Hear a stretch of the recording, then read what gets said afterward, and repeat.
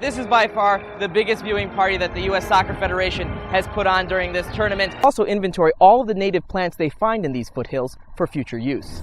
All these protesters, a large number of them came through. The police chief of Ferguson also said that he plans to meet with Department of Justice officials tomorrow, along with the family of Michael Brown, as they move forward with this investigation. Okay, Ash-har, appreciate it. Ash-har Quraishi for us. I think success is defined by how much work you're willing to put in to accomplish your goals. And my entire life, I've looked at success in very different ways. One of the ways that I thought was important was, does it make me feel better about who I am as a person and what I'm doing here in this world? And one of the things that I attribute to my success, at least, is the support I've had from all, aspects of my life, from my parents to my family, to my wife, my friends, my colleagues.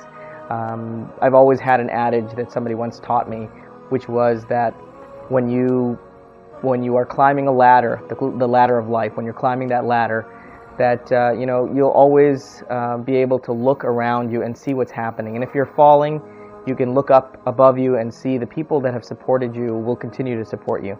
And you reach up for those people. And the fact of the matter is that we can't do anything in this life by ourselves. And so when you do reach a point where you can help others, I think you have a responsibility to reach down on that ladder and help them up, because you'll never know when you'll need to look up that ladder and reach for someone to help you out. As a correspondent for Al Jazeera America, I am responsible for coverage of all news out of the Midwest, although I do travel outside of the patch here in the middle of the country to all corners of the United States to cover some of the biggest stories that are happening here. And I spent a lot of time in Ferguson, Missouri last year. It was one of those stories that everyone was talking about. It was unfolding in front of our eyes. And, one day we became part of that story. My team and I were reporting, about to do a live broadcast for Al Jazeera English, and we came under attack by a SWAT team that said that they couldn't see because of our lights. They didn't give us any warning, but they began firing rubber bullets and tear gas at us, even though there were no protesters around us. And it was hard not to think that the only thing that was the factor in why they shot at us was because we were journalists.